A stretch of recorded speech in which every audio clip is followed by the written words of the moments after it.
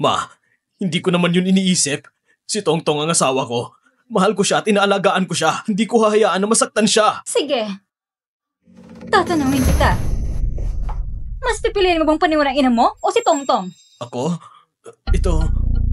Ayos lang. Sa tingin ko sa puso mo, hindi mo talaga pinaniwalaan ang anak ko. Sangjing, gamitin mo ang utak mo. Kita mo naman ang tunay na ugay ng pamilya Zhou. Wala na akong ibang sasabihin pa. Zutong, ano ba talagang klaseng tao ka? Ang DNA test report, tingnan mo na lang.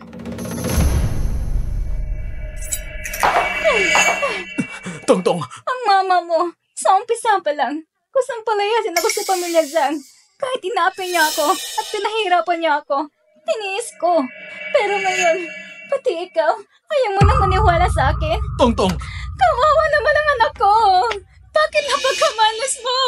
Inalagaan mo ang pamilya Zhang, pero sa huli, kwento pa na pala mo. Tongtong! Naniniwala ako sa'yo! Naniniwala ako sa'yo! Ako, tingnan mo. Pinunit ko ng report na ito. Wala na itong silbi. Ibaba mo ng kutsilyo. Baka masaktan ka pa. Ha? Zhang Zheng, ano bang ginagawa mo? Ma, si Tongtong ang asawa ko.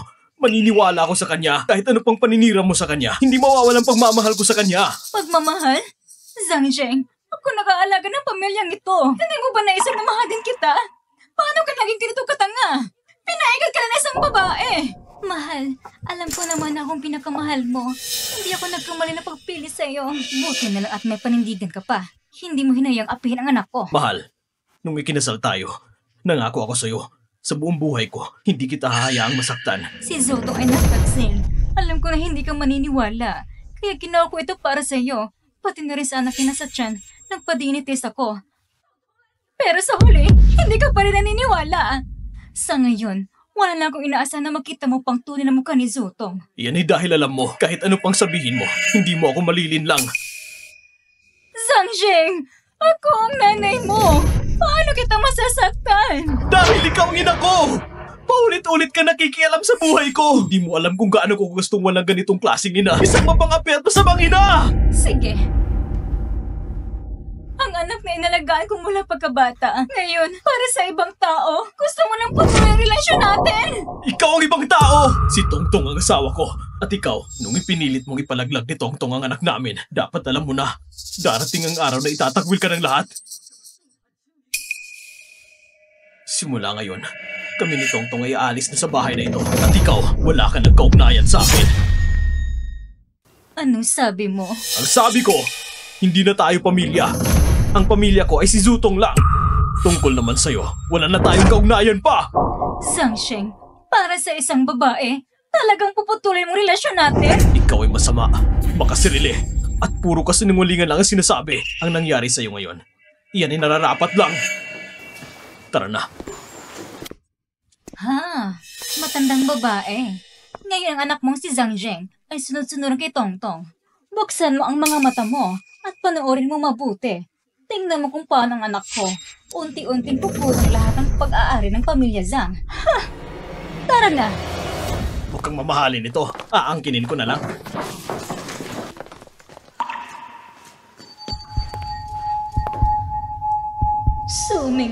Suming yun. Kahit bumalik ka pa sa nakaraan, ano ngayon? Si Zhang Zheng ay patuloy pa rin paikutin ni Zutong. Kung ganun, wala ka nang dapat sisihin.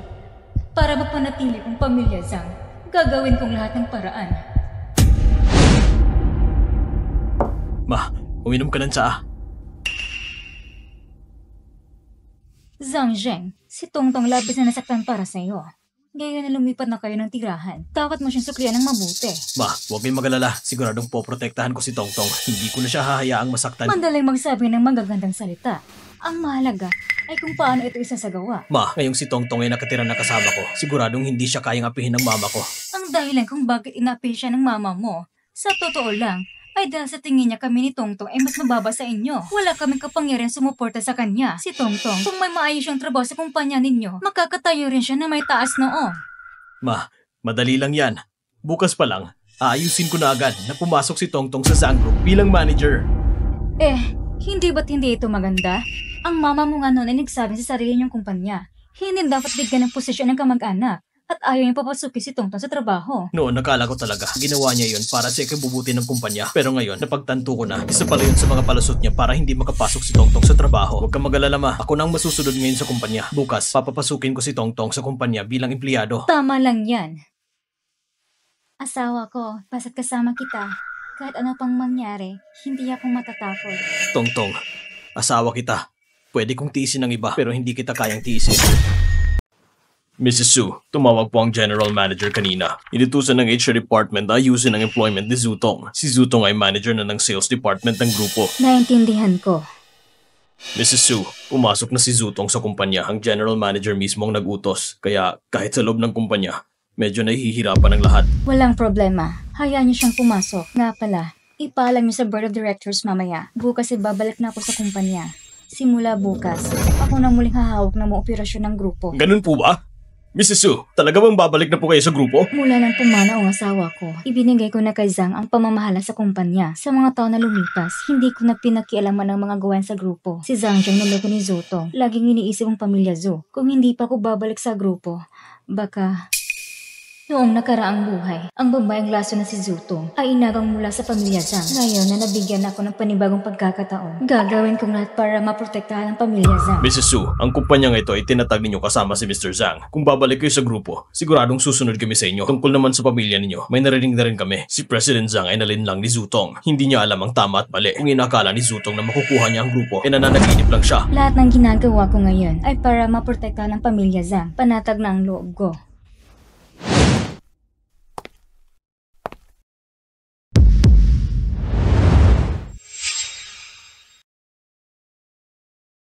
Zutong, sa nakaraang buhay, nakipagsabuatan ka sa mga tagalabas gamit ang isang peking kontrata. Tinakaw mo 30 million cash ng kumpanya. Sa buhay na ito, bumalik na ako sa kumpanya at hindi mo na mauulit yon.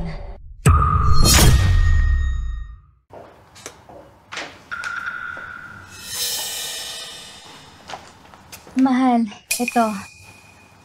Inom ka muna. Salamat, mahal ko. Mahal, yung best friend ko si Zenji, may malaking proyekto. Kung makuha natin yun, sigurado makakuha tayo ng malaki. Mahal, totoo ba yan? Ang pamilya Zeng ay isa sa mga elite ng South City. Sinabi lang ito ni Zenji sa akin dahil alam niya nakapasok na ako sa kumpanya. Paano naman mapupunta sa atin ang ganitong oportunidad? Tama ka dyan. Kung ikukumpara sa pamilya Zeng, medyo mas mababa pa rin tayo. Pero kung makikipagtulungan tayo sa kanila, ang Zhang Group sa South City ay tsak na mas uusad pa. Lahat ng ito ay para sa ikakabuti ng pamilya natin. Hindi mo ba ko pinagkakatiwalaan? Syempre mahal ko. Naniniwala ako sa'yo. Matalino at masipag ang asawa ko. Kung hindi ka ang kasama ko sa kumpanya, wala akong aalahanin. Ang pagkikipag-cooperate sa Zeng Group, ibibigay ko sa'yo ang buong kapangyarihan. Salamat, mahal ko. Huwag kang mag-alala. Siguradong maaayos ko.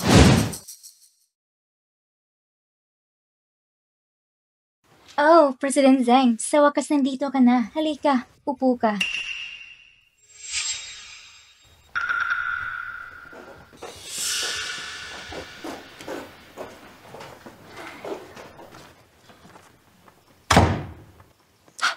Hoy, ayos na bang lahat sa panig ninyo? Siyempre naman, lubos ang tiwala ng asawa ko sa mga sinasabi ko. Ibinigay niya sa akin ang buong kontrol sa kontrata. Ayos yan, kapag na-finalize ng kontrata, huwag mong kalimutan hati ng kita. Ano ka ba naman? Kung wala ka, paano kung mailalabas ang pundo ng kumpanya? Huwag kang mag-alala. Kapag pumasok na ang pera, sigurado may bahagi ka.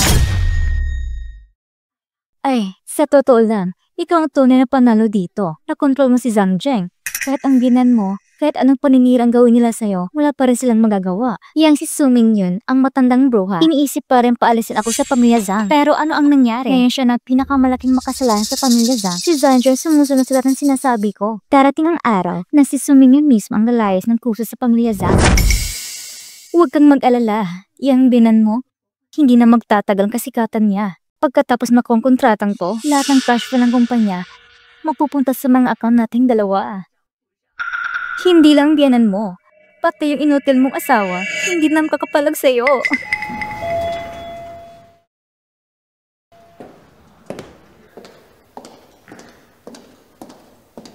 Hello, may tao na po sa conference room. Ang aming Director Zhu ay may kausap na partner. Nasa loob si Zutong. Ayos. Hindi ko na kailangan panghanapin. President Su! Nakausap ko ng mga tao sa kumpanya ni Zhengji at nakuha ko ng ebidensya na nagpapakita na sina Zhengji at Zutong ay nagsabuatan para nakawin ng Magaling. pera ng kumpanya. Dahil may ebidensya na tayo, si Zutong, kahit anong paliwanag, hindi na makakalasot sa anak ko. Tumabi ka.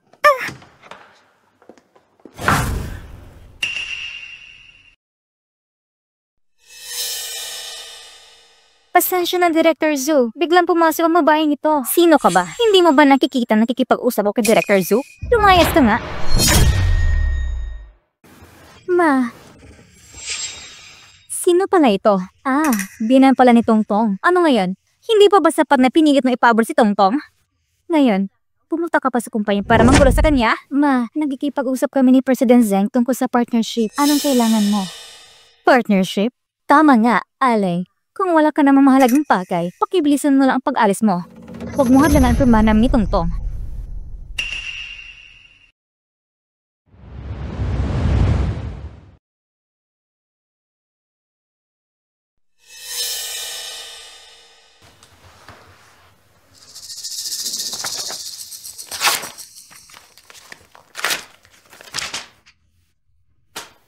Anong ginagawa mo? Ma! Huwag mo akong tawagin, Ma. Wala akong anak ng manugang na puro panlihin lang ang alam. Ikaw matandang bruha. Dito ay opisyal na lugar para sa lagda ng Zheng at Zhang Group. Dito lugar para maiskandalo ka. President Zheng, pasensya na po. Ganyan lang po talagang gaya ng mama ko. Franka lang. Dahilan sa inis, kaya intensyon niyang ginulang sitwasyon. Napakamalas naman ni Tongtong na magkaroon ng biyanan na tulad mo.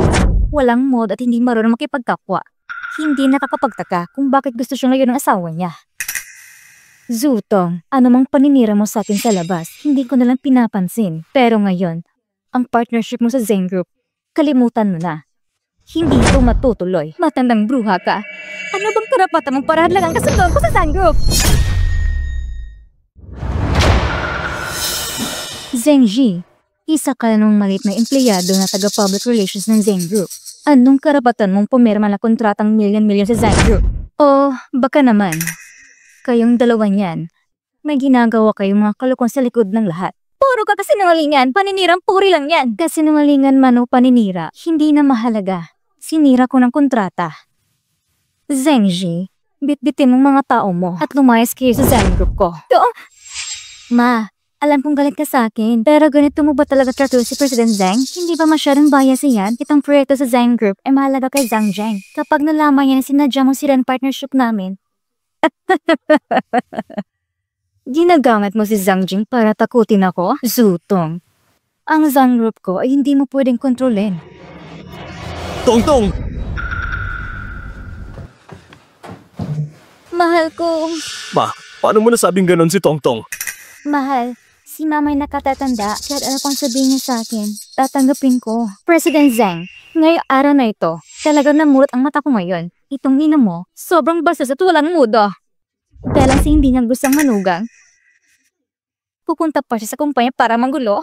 At higit pa, pinunit pa niyang kontrata nating dalawang pamilya kung kahit ang ugali ng Zhang Group. At kumalat yan, hindi ba't pagtatawan tayo ng buong ng Sheng? Ma, tama na! Sumusobra na to! Zhang Jing, sumunod ka lang sa lahat ng sinabi ni Zutong. Lumayas ka pa nga mula sa bahay dahil sa kanya. Ayoko na sanang makialam. Pero gusto mo nga yan si Zutong na manghimaso sa kumpanya? Kalokohan. Ma, buong puso ang ginawa ni Tongtong para sa kumpanya. Ang pakikipagsunduan sa Zheng Group. Si Tongtong ang napagod at nag-isip para matuloy yun. Alam ko, may galit ka kay Tongtong. Pero wag mo naman apak-apakan ang lahat ng pinaghirapan niya. Ang buntot ng papel na yan. Yan ang tinatawang pinaghirapan. Ma! Zhang Zheng, kapag napirma ng kontratang yan, ang 10 milyong pondo ng kumpanya ay agad na ilalabas. Sa papel, umukhang kontrata sa Zheng Group. Pero sa totoo lang, gusto lang niyang ilipat ang pondo ng kumpanya ng palihim. Zhang Ji, ikaw ang bunsong anak ng Zheng family. May lakas ka bang loob tanungin ang patriarka ng pamilya niyo? Ano ba talagang tutong sa kontratang ito? Anong buong katotohanan? Mahal, ano man ang sasabihin ni Mama laban sa akin, kaya kong taisin. Pero si Zhang Ji, isa siyang tunay na anak ng pamilya Zheng. Kung bastusin siya ni Mama ng ganyan, paano kung magalit ang Zheng family? Anong mangyayari sa atin? Tama, President Zhang. Sa totoo lang, dahil lang kay Tongtong kaya ko tinanggap ang kontrata sa Zhang Group. Pero ang mama mo, sobrang bastos. Ganon ba kababa sa paningin ang pamilya namin sa Zhang? President Zeng, huwag kayong magalit. Ang mama ko, babaeng tradisyonal lang siya. Hindi niya naiintindihan ang galawan sa negosyo. Babaeng tradisyonal? Zhang Zheng, nakalimutan mo na ba? Ang Zhang Group, ako at ang papa mo ang makisama ng tayo nito. Nandito ako ngayon para formal kang abisuan na babalik ako sa kumpanya. Ma, anong ibig mong sabihin? Ang ibig kong sabihin, hanggat nandito ako sa kumpanya, ang kumpanya ay hindi kailanman pamumuno ni Zutong. Ma, kahit hindi mo gusto si Tongtong, hindi mo pwedeng isugal ang kinabukasan ng kumpanya. Ang partnership natin ngayon sa Zeng Group ay pinaghirapan ni Tongtong. Ang ginagawa mo ay pagtapak sa lahat ng sakripisyo niya. Ang taong gumamit ng panlilin lang para maagang ari-arian ng kumpanya ay walang karapatang magsalita ng sakripisyo.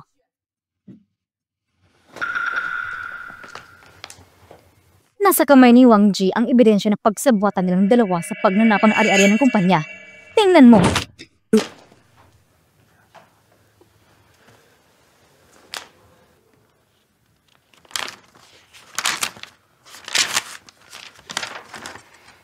Ano ito, mahal?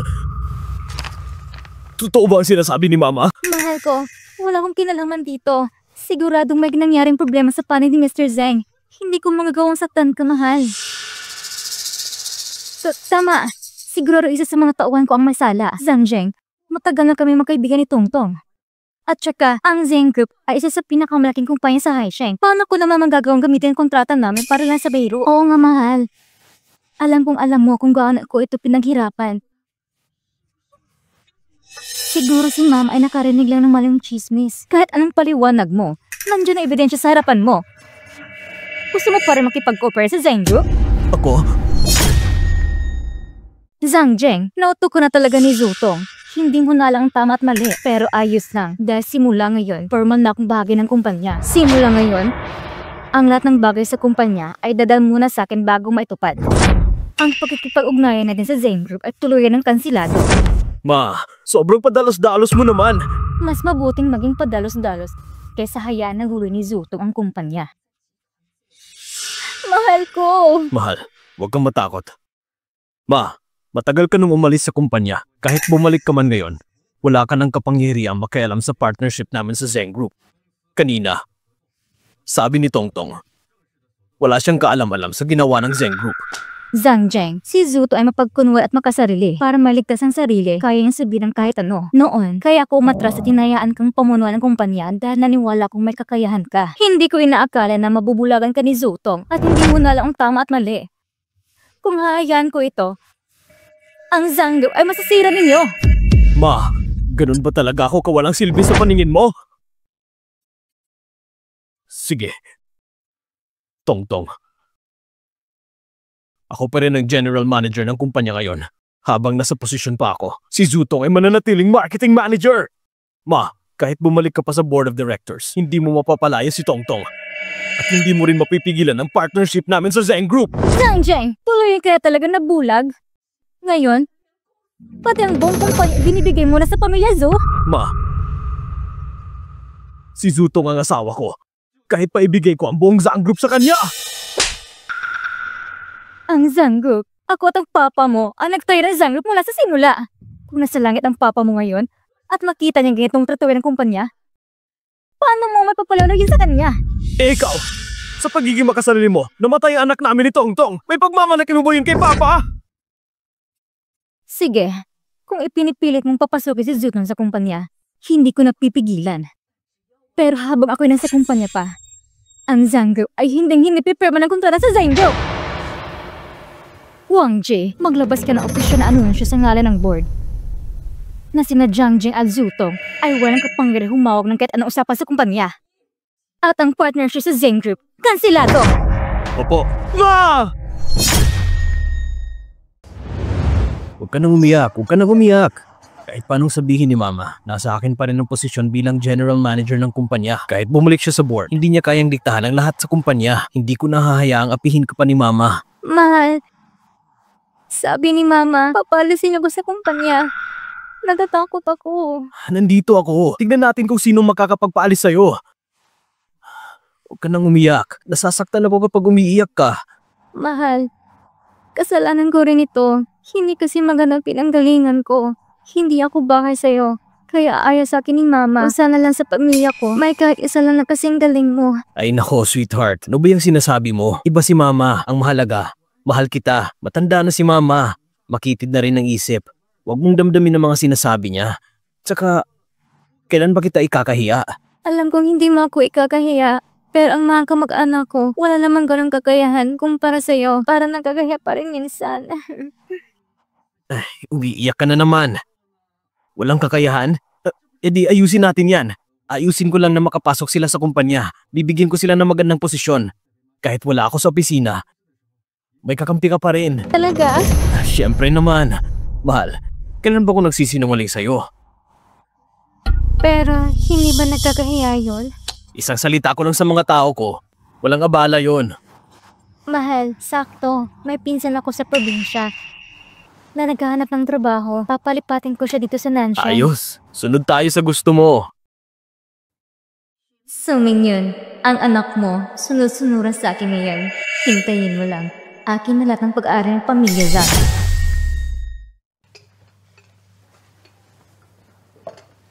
Naaalala mo ba lahat ng sinasabi ko sa'yo? Pagdating sa harap ni Zhang Zheng, sabihin ng pinsan kita sa probinsya. Huwag kang magkakamali sa sasabihin mo. Alam ko na. Yung tanga mong asawa, naniniwala agad kahit ilang salita lang. Ano bang kinakatakutan mo? Magpakaseryoso ka nga. Pag-usapan natin ng seryoso. Seryoso? Ikaw naman ang mahalaga para sa akin. Ay nako, bitawan mo nga ako. Nasa pisina tayo. Ano bang kinakatakutan mo? Yung matandang si Sumeng yun. Pinalaglag ang anak natin. Balang araw, maghihigantay tayo sa Zhang Group. Mahal ko. Paano kung magkaanak tayo ulit? Tapos si Zhang Jing ang magpapalaki sa anak natin. Ha? Hanggang dyan na lang bang pangarap mo? Ang Zhang Group ay milyon-milyon ang halaga. Pinapasok kita sa kumpanya. Hindi para ipagpalit mo si Zhang Zheng. Ang gusto ko ay ang buong Zhang Group. Sige. Kung anong sasabihin ng baby ko, susunod ako. Gusto kong alamin mo kung anong mga proyekto meron ang Zhang Group ngayon. Pagdating ng panahon, kung saan mag-invest si Suming yun, agawin natin lahat mula sa kanya. Sa huli, yung matandang si Sumeng yun, wala nang matitira sa kanya. Tayo naman ay magiging bagong mayaman sa South City at tatapakan natin yung Zhang Group sa ilalim ng ating mga paa.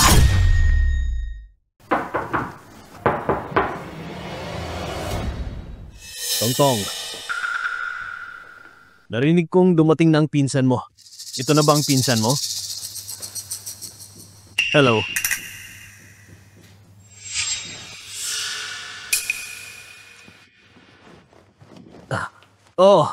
Ako ang pinsan ni Tongtong. Sabi ni Tongtong magaling ka raw, kaya pinapasok kita sa kumpanya para may katuwang siya. Ikaw ay magiging katulong niya sa trabaho. Aasahan ka namin na aalagaan mo si Tongtong. Siyempre naman, si Tongtong, aalagaan ko siya ng maayos.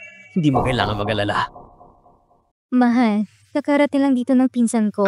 Siguradong pagod pa siya. Hayaan mo muna natin siya magpahinga sa opisina. Sige, tayo na't kumain muna.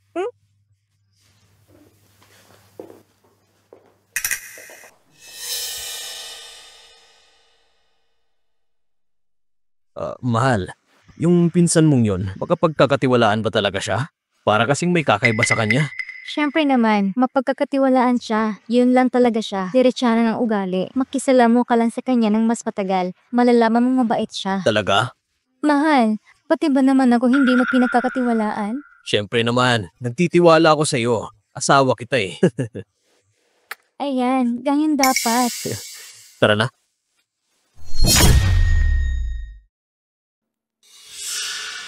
Mrs. Su, Naayos mo na bang lahat? ipinakalat ko na ang balita na ngayong hapon ipapa-auction ninyo ang lupa sa South City. Mabuti. Hindi legal ang mga papeles ng lupa sa South City. Kung gusto itong i-develop, kailangan ayusin muna ang mga residenteng aalisin. Kilala kong ugali ni Zutong. Kapag nalaman niya ako ang bibili ng lupa, siya na kikipag-agawan siya. Gusto ko lang makita kung anong magagawa niya. Ganon lang ng bakanting lupa. Anong magagawa nito? May nakuha akong balita. Pupunta si Sumingin sa auction. Napili niya ang isang lupa sa timog ng lungsod. Ano bang kinalaman ko dito? Maging seryoso ka nga, yung matandang babae na yan, napili niyang lupa siguradong may kita. Ito ang nakuha ko mula kay Zhang Zheng na card. Nandito ang lahat ng ipon ko sa loob ng ilang taon. Hindi pwedeng matalo. Naintindihan mo ba? Naiintindihan ko. Maaasahan ba ang matanda? Ayokong sayangin ang pera natin sa lupa na yan. Yung matanda na yan, nasa auction na nga. Paano magiging mali ang balita? Ang maliit na Zhang Group, ano bang pinagmamalaki? Pag nakuha ko ang lupa mula sa matanda, siguradong marami kaming kikitain. Hindi katulad ng kumpanyang ito. Director Su, narito na po kayo. Dito po. Director Su, sandali na lang po. Magsisimula na ang auction.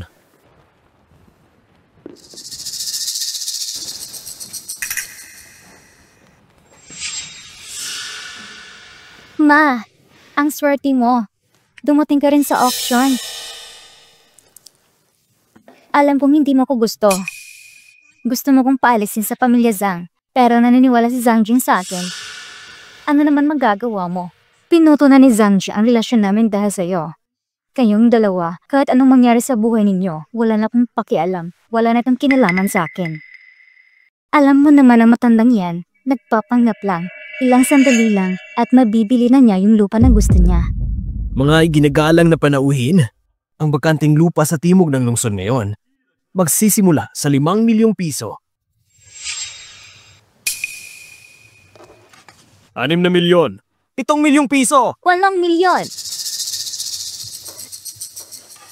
10 milyon.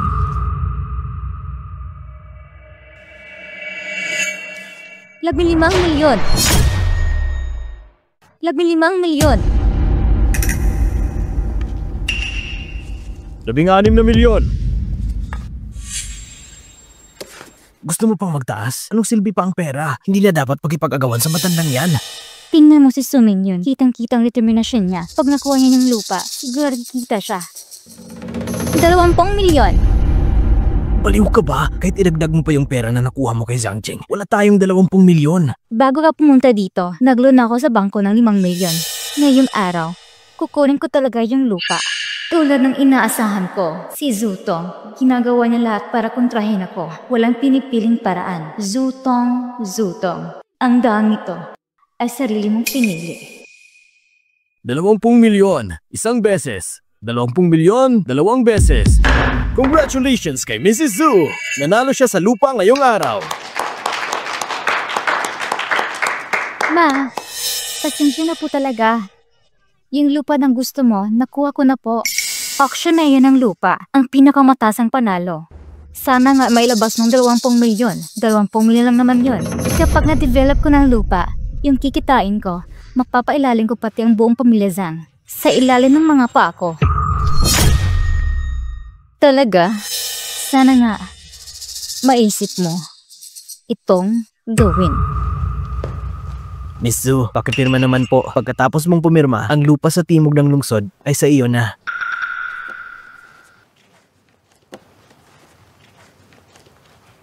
Suming yun, akala mo ba dahil may pera ang pamilya Zhang mo ay napakainit ang ulo mo sa akin? Kontrata lang bintangan ng lupa, tingnan mong mabuti. Heto, napagtagumpayan ka.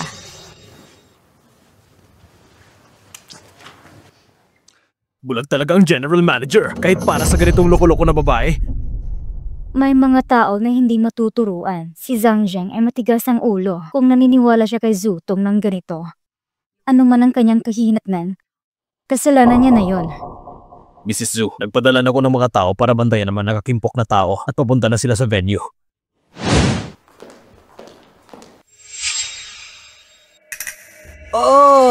Hindi ba't ito si Director Su ng Zhang Group? Hindi ka makakakuha ng lupa. Sa tingin ko, ang Zhang Group ay tuluyan ng babagsak dahil sa'yo.